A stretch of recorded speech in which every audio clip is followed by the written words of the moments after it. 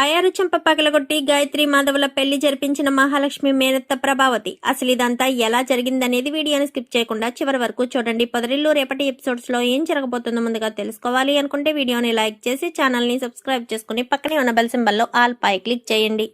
మహాలక్ష్మి చక్రి ఇద్దరు ఒకటవ్వాలని మీరు కూడా కోరుకుంటే కామెంట్ లో ఎస్ అని టైప్ చేయండి. మొత్తం మీద చూసుకున్నట్లయితే గనక ఇంకా మాధవ్ పెళ్లి చేయాలని మహాలక్ష్మి గట్టిగానే అనుకుంటుంది. ఇంకా గాయత్రినిచ్చి పెళ్లి చేయాలనుకుని చేసిన ప్రయత్నం కాస్త నిరాశగా ఎదురయ్యేసరికి అస్సలు పట్టు వదలని విక్రమార్కురాల్లా ఇంకా మ్యాట్రిమోనీ సైట్ లో మాధవ్ ఫోటో అప్లోడ్ చేసి మరి ఏదో రకంగా పెద్దికి పెళ్లి చేయాలన్న ఆలోచనతో ఉంటుంది మహాలక్ష్మి. అయితే అలా ఆలోచించిన మహాలక్ష్మి ఇంకా వెనక ముందు ఆలోచించుకోకుండానే తన ఫోన్ నెంబర్ ఇచ్చి మరి మ్యాట్రిమోనీ సైట్లో అప్లై చేస్తుంది. అప్లై చేసేసరికి ఫోన్ వస్తుందేమో అని ఫోన్ వచ్చిన ప్రతిసారి కూడా మ్యాట్రిమోనీ నుంచా అంటూ మాట్లాడడం మొదలు పెడుతుంది. ఏంటొదినా మ్యాట్రిమోనీ అని ఓ తెగ ఫోన్ వచ్చిన ప్రతిసారి అడుగుతున్నావు అనగానే, అది కాదురా కన్నా, పెళ్లి విషయం గురించి మ్యాట్రిమోనీ సైట్లో అప్లోడ్ చేశాను కదా, సో దాని గురించి ఆలోచిస్తున్నా.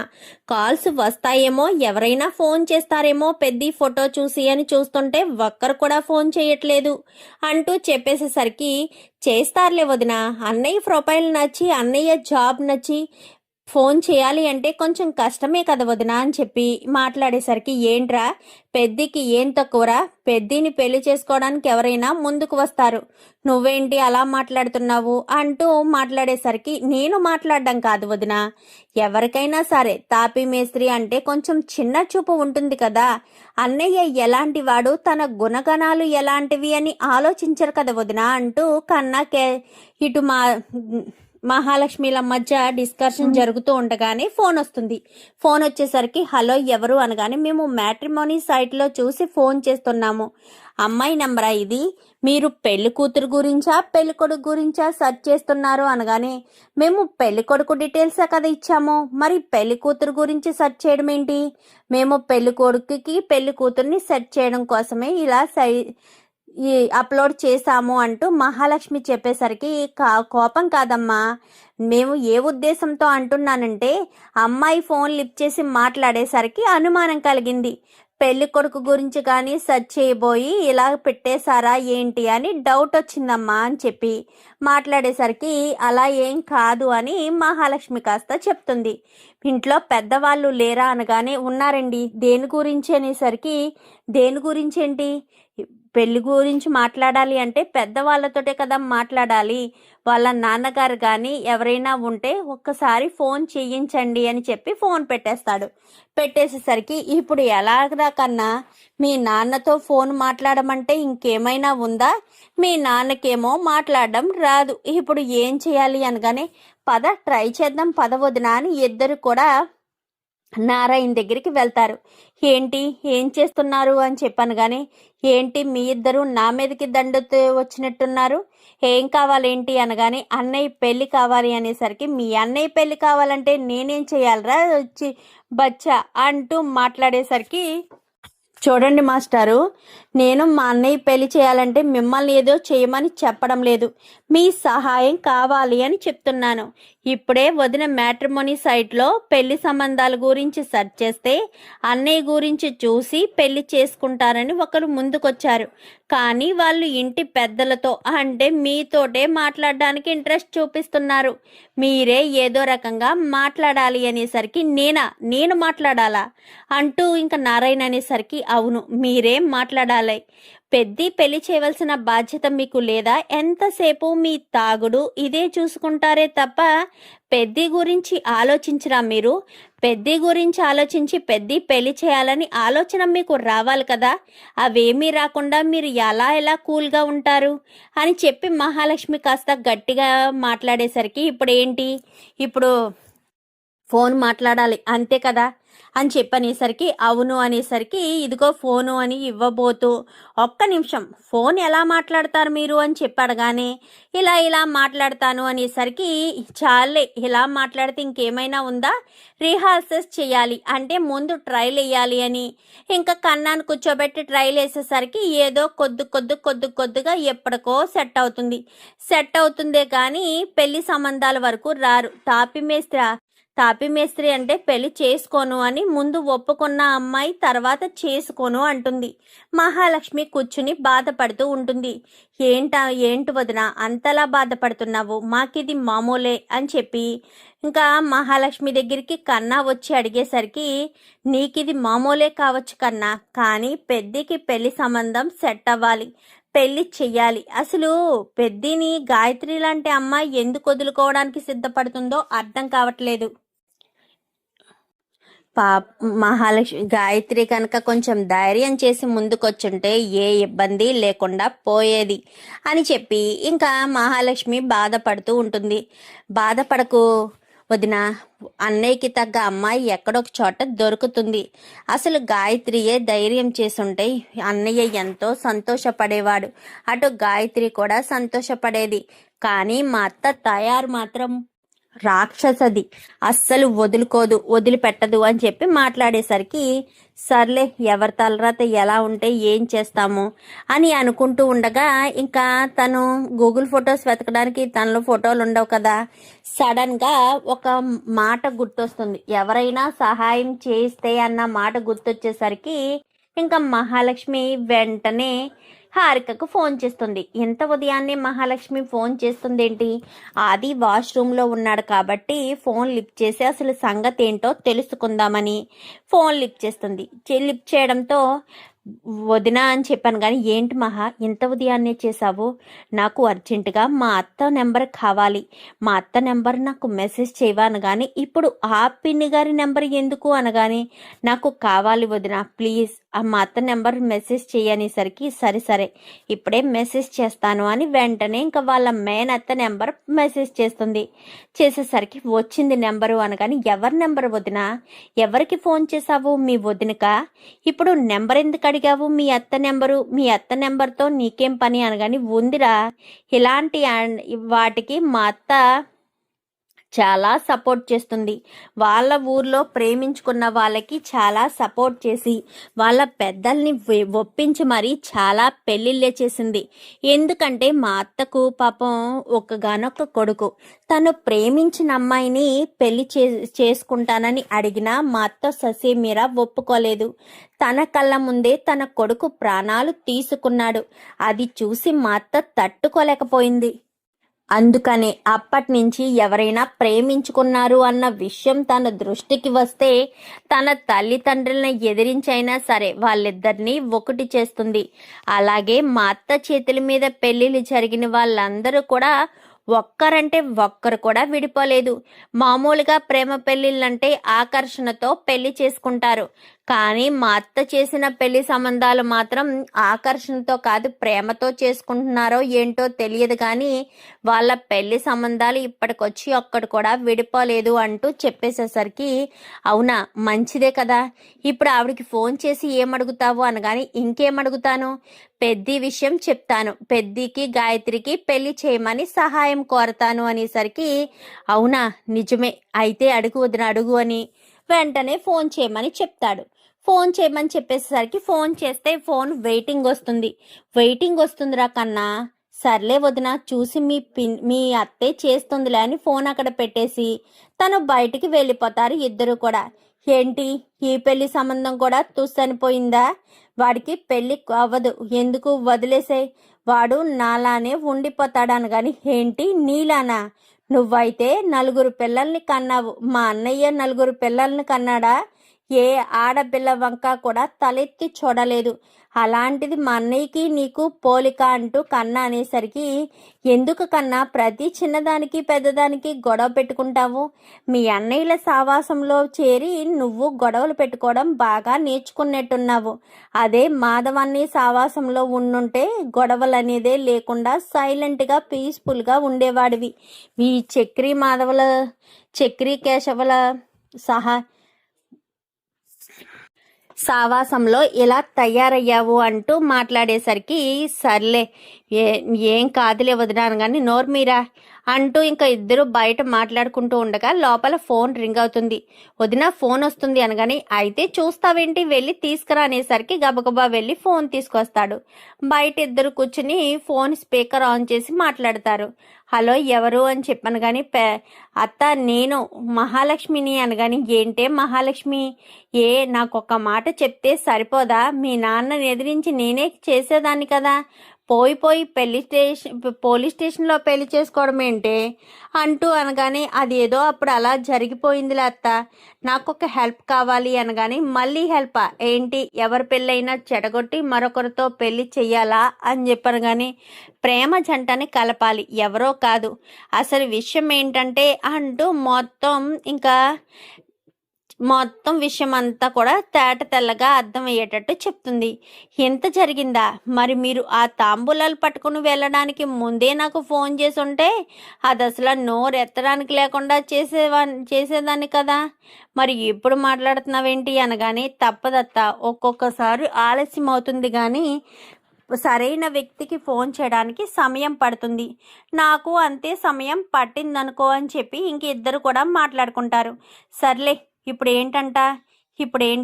ఇప్పుడు వాళ్ళిద్దరూ పెళ్ళి చెయ్యాలా అనగాని ముందు నువ్వు బయలుదేరి నేను పెట్టిన లొకేషన్కి రావాలి, కానీ ఈ ఇల్లు మన ఇల్లులాగా ఉండదు అని చెప్పాను. కానీ నువ్వు చెప్పిన అంచనాల ప్రకారం నువ్వు చెప్పిన మనిషి బట్టి మొత్తం క్లియర్గా నాకు అర్థమవుతుంది, నువ్వు చెప్పినట్టుగానే సర్లేవే ఎలా ఉంటే ఏముంది, నేను బయలుదేరి వస్తాను అని చెప్పి ఇంకా తన మేనత్తకు లైవ్ లొకేషన్ పెట్టడంతో వాళ్ళ మేనత్త హుటాహుటీన బయలుదేరి వచ్చేసేసరికి ఏంటే ఎక్కడ అనగానే ఇప్పుడు వస్తారు, తాపి పని చేయడానికి వెళ్ళారు, ఆయన ఒక వ్యక్తిని ప్రేమించారు, కానీ వాళ్ళమ్మ చాలా కంచు అనగానే నాకంటే కంచా అని చెప్పనేసరికి నీకంటే కంచు కాదులే అత్త, కానీ కొంచెం కంచే, వాళ్ళకి అస్సలు పెళ్లి చేయడం ఇష్టం లేదు, పెద్ది అంటేనే నచ్చడం లేదు అంటూ మాట్లాడుతూ ఉండగానే ఈలోపు రానే వస్తాడు ఇంకా మాధవ్. అయితే అమ్మ మహాలక్ష్మి ఎవరివిడా అనగానే మా మేనత్త అనేసరికి అవునా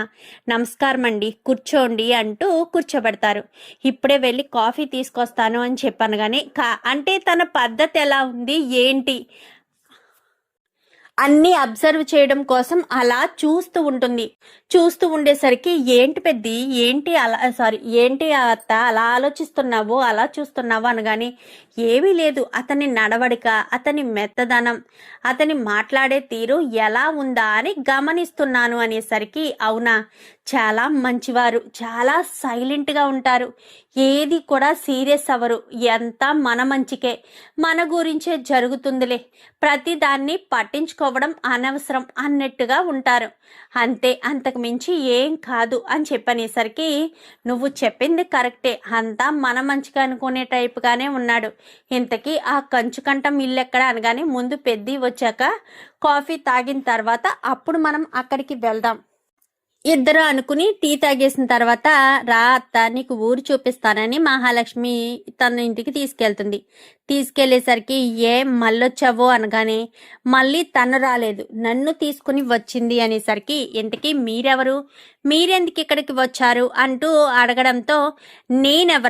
నేనెవరో నీకు తెలియాలి అంటే చాలా హిస్టరీ తెలియాలి, అయినా నేనెవరో తెలియడం కాదు, ఒక్కసారి నీ కూతుర్ని బయటికి పిలు అని చెప్పాను. కానీ ఇంకా నా కూతురు ఎందుకు అంటూ పిలుస్తూ ఉండగానే ఈలోపు గాయత్రి బయటకు వస్తుంది. చూడ చక్కగా ఉంది మహాలక్ష్మి ఈ అమ్మాయి, ఆ అబ్బాయికి ఈ అమ్మాయికి సరైన జోడి అంటూ చెప్పేసరికి అందుకే కదత్తా ఇద్దరిని ఒకటి చేయాలన్న ఆలోచన మీద ఉన్నాను, వీళ్ళిద్దరినీ ఒకటి చేస్తే నాకు ఏ బాధ్యత లేకుండా సంతోషంగా ఉంటాను అనేసరికి ఏం మాట్లాడుతున్నావు, ఎవరిద్దరిని ఒకటి చేయడం గురించి మాట్లాడుతున్నావు అని చెప్పాను. కానీ ఇంకెవరి గురించి, నీ కూతురు గురించి, వాళ్ళ బావగారా, వాళ్ళ పెద్ది గురించి అనేసరికి మా గురించి మీరేం మాట్లాడతారు, మీరెందుకు మాట్లాడతారు అని చెప్పి ఇద్దరు మాట్లాడేసరికి చూడు నీ పేరు అనగానే తాయారత్త అనేసరికి, చూడు తాయారు, నేను ప్రేమించుకున్న వాళ్ళని వాళ్ళు కలిసి ఉంటే ఎలా ఉంటారో ఏంటో ముందుగానే అంచనా వేస్తాను. చాలామంది నా దగ్గరికి వచ్చి ప్రేమ పెళ్ళిళ్ళు చేయమని అడిగిన వాళ్ళే. వాళ్ళకి నేను అందరికీ పెళ్లి చేశాను. ఏ ఒక్క పెళ్ళి కూడా మిస్ కాలేదు. నాకు అంత హిస్టరీ ఉంది. నా మేనకోడలు నాకు ఫోన్ చేసి ఒకరి పెళ్లి చేయాలి అని అడిగాక నేను కాదనకుండా ఎందుకు ఊరుకుంటాను? అందుకే హుటాహుటిని ఇక్కడికి వచ్చి వీళ్ళిద్దరి పెళ్లి చెయ్యాలనుకుంటున్నాను అనేసరికి, మీరనుకుంటే సరిపోయిందా? నా కూతురి పెళ్లి ఎవరితో చేయాలో నాకు తెలియదా అనేసరికి హఠాత్తుగా లేచి చెంప పగలగొడుతుంది. ఒక్కసారిగా తాయారుతో పాటు అక్కడ ఉన్న మహాలక్ష్మి అలాగే గాయత్రి కూడా ఉలిక్కి పడతారు. ఉలిక్కి పడేసరికి, ఏయ్ ఎవత్తవే నువ్వు నన్ను కొడుతున్నావు అనగానే మరొక చెంప పగలగొడుతుంది. ఎవత్తవే కాదు, ఎవరే నువ్వు అనాలి. అర్థమవుతుందా? లేక ఎవరు మీరు అని అడగాలి. ఎవత్తవే ఏంటి? వాళ్ళిద్దరూ ప్రేమించుకున్నారు, పెళ్లి చేసుకుంటే సంతోషంగా ఉంటారని వాళ్ళకు తెలుసు. మరి నువ్వెవత్తవి విడదీయడానికి? విడదీయాలన్న ఆలోచన నీకెందుకు వచ్చింది? అందుకే వాళ్ళిద్దరినీ ఒక్కటి చేయడానికి వచ్చాను. చూడు, నువ్వు మాత్రం ఎట్టి పరిస్థితుల్లో వాళ్ళ పెళ్లి చెడగొట్టాలని, వాళ్ళని విడదీయాలని నువ్వు అనుకుంటే మాత్రం అది ఎప్పటికీ జరగదు. ఎందుకంటే వాళ్ళిద్దరినీ కలపడం కోసం, వాళ్ళిద్దరినీ భార్యాభర్తలుగా చేయడం కోసమే నేను వచ్చాను. ఎట్టి పరిస్థితుల్లో వాళ్ళ పెళ్లి మిస్ కాదు అంటూ ఇంకా తాయారికి వార్నింగ్ ఇచ్చేసరికి ఇచ్చి ఇలా బయటికి రావడంతో ఆవిడని చూసి ఒక్కసారిగా షాక్ అవుతారు. ఏంటే తయారు ఈవిడొచ్చింది అనగానే, ఆవిడ మీకు తెలుసా అనగానే, ఆవిడ నాకు తెలియకపోవడం ఏంటి? నేను ఆ ఊరి నుంచి పారిపోయి వచ్చింది ఈవిడ గురించే కదా అనగానే, ఈవిడ గురించి పారిపోయి రావడం ఏంటయ్యా? ఏం మాట్లాడుతున్నావు? ఈవిడి ప్రేమించుకుని పెళ్లి చేసుకునే వాళ్లకు ఎలాంటి అడ్డు చెప్పదే. అలాగే ఒకసారి నా స్నేహితుడు ఒక అమ్మాయిని ప్రేమించి మోసం చేశాడని వాడిని చేత కొట్టి వదిలేసింది. ఎక్కడ వాడి ద్వారా నాకొస్తుందో, వాళ్ళ ప్రేమకు నేనే సహాయం చేశానన్న విషయం తెలిస్తే నన్ను చంపేస్తుందేమోనన్న భయంతోనే నేను అక్కడి నుంచి పారిపోయిచ్చాను. ఇప్పుడు ఆవిడ ఇక్కడికి ఎందుకు వచ్చింది అనగానే, ఇంకెందుకు మహాలక్ష్మికి ఆ గాయత్రికి ఆ మాధవ్కి ఇచ్చి పెళ్లి చేయమని అడగడానికి వచ్చింది. ఏంటి ఆవిడొచ్చిందా? ఆవిడ పూనుకుందంటే ఖచ్చితంగా పెళ్లి జరగాల్సిందేనే, లేదంటే మాత్రం అస్సలు ఊరుకోదు అనగాని, ఆవిడికి భయపడి పెళ్లి చేస్తామా ఏంటి? ఏం మాట్లాడుతున్నావయ్యా అనగానే, నేను ఇప్పటి వరకు నువ్వు ఏం చెప్పినా చేసుకుంటూ వెళ్ళాను. ఇక మొదటిసారి నేను చెప్పినట్టు జరగాలి, లేదంటే మాత్రం చాలా పెద్ద ప్రాబ్లమే అవుతుంది. ఎందుకంటే ఎంత ఇబ్బందులు ఉంటుందో, ఎంత ఇబ్బందులు పడాల్సిన పరిస్థితి వస్తుందో నాకు బాగా తెలుసు. ఏ విషయం గురించి అయినా సరే నువ్వు మా జాగ్రత్తగా ఉండడం చాలా చాలా మంచిది అనేసరికి, ఏంటయ్యా అలా భయపడుతున్నావు అనగానే, భయపెట్టడం కాదు, భయపడాలి. ఆవిడ పూనుకుందంటే పెళ్లి జరగాల్సిందే. ఇప్పుడు ఇంక మనం గాయత్రి పెళ్లి చెయ్యాలని అనుకున్నా చెయ్యలేము. ఇంకా గాయత్రికి ఆ మాధవ్కి ఇచ్చి పెళ్లి చేయడం తప్ప వేరే ఆప్షన్ లేదు అనగాని, నా కంఠంలో ప్రాణమైనా వదులుకుంటాంద గాని ఆ మాధవ్ గాడికి ఇచ్చి పెళ్లి చేయనయ్యా అని చెప్పనేసరికి, చూడు తాయారు, నువ్వు ఎంత ప్రయత్నించినా ఏం చేసినా ఆవిడ ఖచ్చితంగా పెళ్లి చేస్తాను అని ఒప్పుకుందంటే పెళ్లి చేసి తీరుతుంది. పెళ్లి చేసిన తర్వాత వాళ్ళకు నచ్చిన జీవితాన్ని మొదలు పెట్టుకుంటూ వెళ్తారు. ఎవరు ఏ అడ్డు చెప్పరు. పైగా ఎటు నుంచి కూడా ఎలాంటి ప్రమాదాలు రావు. అదన్నీ కూడా అలా సక్రమంగా జరుగుతూ ఉంటాయి అని చెప్పనేసరికి, ఏంటయ్యా ఏదో ఇప్పుడే కూతురికి పెళ్లి చేసేస్తున్నట్టు మాట్లాడుతున్నావు? మన చేతుల్లో ఏముంది? ఆవిడ చేతుల్లోకి వెళ్ళిందంటే ఇంకా మన అమ్మాయి పెళ్లి మన చేతుల్లోంచి పూర్తిగా దాటిపోయినట్టే. అది మీరు అర్థం చేసుకోవట్లేదు అంటూ మాట్లాడేసరికి, ఏం అర్థం చేసుకోవాలో ఏం అర్థం చేసుకోకూడదో నాకు అర్థం కావట్లేదండి. ఏం చేసినా సరే ఆ మాధవ్కి తనకు పెళ్లి కాకుండా చూడండి అనగాని, నా వల్ల అయితే కాదే, అది ఖచ్చితంగా జరగకుండా ఉండదు. ఆవిడ హిస్టరీలో వందలు కాదు వేల పెళ్ళిళ్ళు చేసిన హిస్టరీ ఉంది. ఎప్పుడో తన కొడుకు విషయంలో తను తప్పు చేసిందని, అప్పటి నుంచి ఎవరైనా సిన్సియర్గా ప్రేమించుకుని ఉంటే వాళ్ళని ఖచ్చితంగా కలుపుతుంది. అలాగని ఏ ఆడపిల్లనైనా మోసం చేసినా సరే వాళ్ళని ఎట్టి పరిస్థితుల్లో వదిలిపెట్టదు. అలాంటిది ఆవిడ మన కూతురు విషయంలో కలగ చేసుకుని వచ్చింది అంటే ఇంకా మన కూతురి పెళ్ళి అయిపోయినట్టే. మనం ఏం చేసినా ఎలా చేసినా పెళ్ళి ఆపడం అంటూ అస్సలు జరగని పని అనేసరికి, ఏమోనే బాబు నువ్వు నేను నా కూతురి పెళ్లి మీద ఎన్నో ఆశలు పెట్టుకున్నాను, కానీ ఇలా జరుగుతుందని అస్సలు అనుకోలేదు అంటూ మాట్లాడేసరికి, సర్లే ఇప్పుడు ఏం చేద్దాము, ఎలా చేద్దాము, ఇప్పుడు అమ్మాయి పెళ్ళి అనగానే వదిలేసే, ఇంకా వదిలేయడమే, మన చేతుల్లో లేదు అన్నాను కదా అని చెప్పనేసరికి రావడంతో నా చెంప పగల కొట్టింది అనగానే, కొట్టిందా కొడుతుంది, పక్కన నేనున్నాను, నా చెంప పగల కొట్టే చేస్తుంది ఆవిడ అని చెప్పి ఇంకా పురుషోత్తం అంటాడు. ఇంకా ఇంటికి వచ్చిన తర్వాత వీడికి కూడా బ్రెయిన్ వాష్ బాగా చేస్తుంది. నారాయణ్ని వదిలిపెట్టదు, ఇటు మాధవని వదిలిపెట్టదు. అక్కడికి వెళ్ళి నువ్వు రెడీ అయ్యుండు, ఆ అమ్మాయిని తీసుకొచ్చి పెళ్లి పీటల మీద వాళ్ళ తల్లిదండ్రులే తీసుకొచ్చి కూర్చోబెట్టేటట్టు చేస్తాననేసరికి, ఏమమ్మా ఏం మాట్లాడుతున్నావు, వాళ్ళ అమ్మ నాన్న తీసుకొచ్చి పెళ్లి కూతుర్ని కూర్చోబెడతారా? ఈ ప్రభావతి అంటే ఏమనుకుంటున్నావు? ఈ ప్రభావతి ఒక్కసారి రంగంలోకి దిగితే ఖచ్చితంగా పెళ్లి కూతురుని తీసుకొచ్చి కూర్చోబెట్టాల్సిందే. రేపు ఉదయమే పెళ్లి, పంతులు గారితో మాట్లాడాను, వీళ్ళిద్దరి పేరున రేపు ఉదయం పెళ్ళుంది. మాధవ, రేపు ఉదయం 7 రెడీ అయ్యి గుడి దగ్గరికి వచ్చేసేయండి, వాళ్ళు వస్తారు అని చెప్పనేసరికి, సరే అని ఇంకా వాళ్ళు కూడా వస్తారు, వచ్చి తీరాలి. ఎందుకంటే అక్కడ ప్రభావతి డిమాండ్ అంతలా ఉంది కాబట్టి. పెళ్లి కూతురు రూపంలో రెడీ చేసి తీసుకొచ్చేసరికి పెళ్లిపేటల మీద కూర్చున్న మాధవ్ అలా చూసి షాక్ అయిపోతాడు. ఎందుకంటే మాధవ్కి అనుమానమే, అసలు తాయారేంటి గాయత్రిని తీసుకొచ్చి పెళ్లిపేటల మీద కూర్చోబెట్టడం ఏంటి, అది అసలు జరుగుతుందా, జరిగే అవకాశమే ఉందా అని మాధవ తనలో తను మదన పడుతూనే ఉంటాడు. ఎప్పుడైతే గాయత్రి పెళ్లి కూతురు గెటప్లో వస్తూ ఉంటుందో అప్పుడు అర్థమవుతుంది, మహాలక్ష్మి వాళ్ళ మేనత్తని పిలిచి ఇప్పుడు మా ఇద్దరి పెళ్లి చేస్తుంది, రేపన్న రోజున ప్రాబ్లమ్స్ వస్తాయేమో, ఆయన ఈవిడి గురించి భయపడి ఈవిడి గురించి అందరూ ఆలోచించి వచ్చి మరి పెళ్లి కూతురుని తీసుకొచ్చి మరి పెళ్లిపేటల మీద కూర్చోబెడుతున్నారంటే ఇంకేం ప్రాబ్లం ఉంటుంది, ఇంకే ప్రాబ్లం ఉండదని మాధవ్ కాస్త అనుకుంటాడు. ఇంకా అలా అనుకున్న మాధవ, అమ్మయ్య ఇబ్బంది ఏమీ లేదు, నాకు ఇంకా గాయత్రికి పెళ్లి జరుగుతుంది, అది పెళ్లి చేసుకోవడం ఇష్టం లేక ఎలాంటి తొందరపాటు నిర్ణయం తీసుకుంటుందా అని చాలా భయపడ్డాను, కానీ ఆ ప్రాబ్లం లేదులే, ఎలాంటి ఇబ్బంది లేకుండానే గాయత్రి అలాగే పెద్ద ఇద్దరు పెళ్లిపేటల మీద కూర్చుంటారు. ఇంకా నమ్మశక్యంగా అనిపించట్లేదు బావా, మన ఇద్దరి పెళ్లి జరుగుతుందంటేను, అది అమ్మ నన్ను రెడీ చేసి ఇక్కడికి తీసుకొస్తుందంటేనే నాకు ఆశ్చర్యం కలిగింది, అదేంటి దీన్ని తీసుకురావడం ఏంటి అని ఆలోచించిన నాకు ఇంకా ఇదే సరైన మంచిది అని అర్థమైంది బావా. మన ఇద్దరికి పెళ్లి జరగబోతుంది, ఇంకా ఎలాంటి ఇబ్బంది లేదు, మన ఇద్దరిని ఎవరు విడదీసేదే లేదు అంటూ మాట్లాడేసరికి ఇద్దరు చాలా సంతోషంగా పెళ్లిపేటల మీద కూర్చుని పూజలు చేస్తూ ఉంటారు. మహాలక్ష్మి ఇటు వీళ్ళిద్దరూ కూడా హడావిడిగా, అంటే ప్రభావతి వీళ్ళు కూడా హడావిడిగా ఉంటారు.